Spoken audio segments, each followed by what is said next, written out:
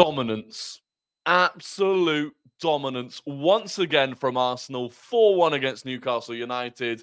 What an evening that was. The Emirates was absolutely buzzing, by the way. One of the best atmospheres I think we've had this season. And to be fair, the club pushed it, across social media, Arteta's comments. We even got emails sent to us about bringing the noise. And it worked. It really did work.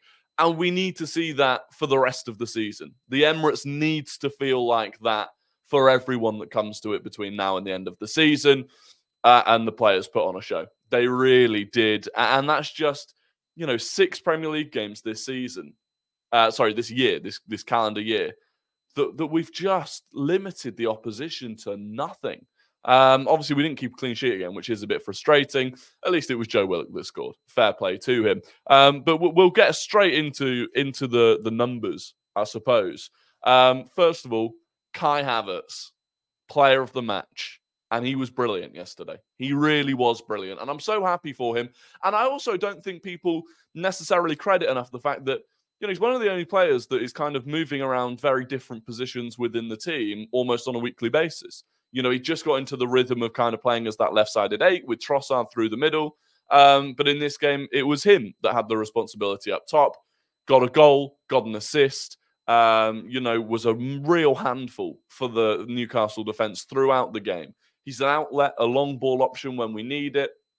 His first touch, his link-up play, really, really impressive. Probably the best game we've seen from Kai Havertz in an Arsenal shirt. And, it's proof that Arteta knows what he's doing. When he signs these players, he knows what he's doing, and it's taken Havertz time. Of course, it's taken Havertz time. He came out of such a chaotic, poor squad with Chelsea, with different managers, different styles, and it's taken him a while to settle. But clearly Arteta had a plan for him, the way he wanted him to play, the style, and he's adapting to it, and he's getting much better. And it could have been an even better night for him. He missed, really, and that was the only downside, was that he missed a very good opportunity at the start of the second half. But that's something that you can work on.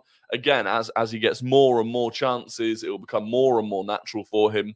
And so I'm really, really happy for Kai Havertz. I thought Jorginho as well. What a bargain he was last January. And actually, in general, last January 2023, the longer we go on, the better that transfer window looks. Trossard, Jorginho, Jakub Kiwior. 3 squad players. But in a title race, you need your squad players to step up. And all 3 of them have been doing that. Jakub Kiwior, again, yesterday. So good. Defensively resolute. Always an option out on the side, He's efficient with the ball. He doesn't lose it very often. And then popping up with a goal as well. So, brilliant from him. Brilliant from Jorginho. Brilliant from Kai Havertz. And truthfully, I will not question an Arteta signing ever again, probably. At least not until they've been at the club for at least a year, I would say. Across the board, brilliant performances. You can see the number. Declan Rice, obviously, putting in a top performance. Saka, world class. Don't know how many times I have to say it. World class. Martinelli had a good game. Unlucky not to get that second assist with the ball through to Havertz. And, the fact that White and Saliba are the lowest ranked in our team, despite the fact that they were very, very good, kind of says it all. And then you get down into the kind of nitty-gritty stats and you look at the dominance. This first half, off the back, by the way, less than 72 hours earlier, 10 out of that 11 started in Portugal. And 10 out of that 11 have also played 3 games in however many days, 10 days. And they come up against Newcastle, who had the whole week off, and they put in that first half. That is unbelievable. This dominance, we're not seeing it anywhere else in the league. Man City, they're picking up wins, and it's frustrating that they're doing that, and same with Liverpool. But they're not picking up wins like this. They're not dominating games like this. And there is a question, right, about how sustainable is this? Logically, this isn't sustainable in terms of, it would be obscene for us to carry on scoring 3, 4, 5, 6 goals a game and limiting our opposition to a couple of half chances a game. Like, the numbers we're doing right now are incredible, both defensively and offensively. But even if there's a drop-off from this level, we should still comfortably win most games. And it's only when we go away to the Etihad, you know, I don't really look at going away to Old Trafford as an issue at the moment. The way they played against Fulham yesterday at Old Trafford, that's not really of a concern to me. And then away to Spurs, which, you know, because it's a North London derby, it can throw up some different things. But there's 12 Premier League games left. And if we play like this for those 12 games, City away is the only game where I could see us dropping points fairly. It's going to take a real drop-off from this team. And again, we've got through another game with no fresh injuries, which is big for us. You know, every game at the moment, you see it across the Premier League, players picking up injuries, and we're avoiding that. And that's going to be key for us. In terms of these stats, I mean, look at that. 0.16 expected goals conceded. That's unbelievable. We conceded 3 shots, 2 on target, no big chances. You know, they didn't even have a corner. It was absolute dominance. And once again, we've overperformed on our XG, which was, you know, a big problem earlier in the season that we've worked on, clearly, and it's paying off. But again, 18 shots, 8 on target. I mean, it was dominant. And look, that's where it leaves us in the table. Still third because, you know, City and Liverpool do keep picking up wins of their own. Leading the way on goal difference, you know, 1 ahead of Liverpool, 6 ahead of Man City. Very impressive. And the big thing is that would have been a game last night, 8 o'clock, nighttime kickoff against Newcastle, less than 72 hours after an away game in the Champions League. That would have been a game guaranteed where City and Liverpool fans would have been looking at it going, they could drop points here.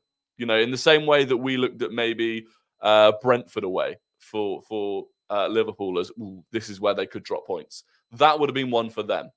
And when you come out and you don't only win, you win convincingly, you know, dominantly. That's a confidence blow for City and Liverpool. That'll be like crikey. You know, Arsenal are on something here. So big win for us. Very big win for us. Great performances across the park. Next up, Sheffield United away. You know, you couldn't ask for much better than that, in all honesty. And, you know, going forwards, I mean, Sheffield United away, Brentford at home, you know, the big game against Porto, Chelsea at home, which may or may not happen on that date because if they win their FA Cup game against Leeds, that'll be a clash, so that game will get postponed. And so we are potentially only 3 Premier League games away from that big game away at Man City. And I think it's crucial right now. You know, we'll have a big break before that game as well. Obviously, it's an international break. But, yeah, I'm looking at it now going, if Man City can drop points between now and then as well, and we don't, that would be even more ideal.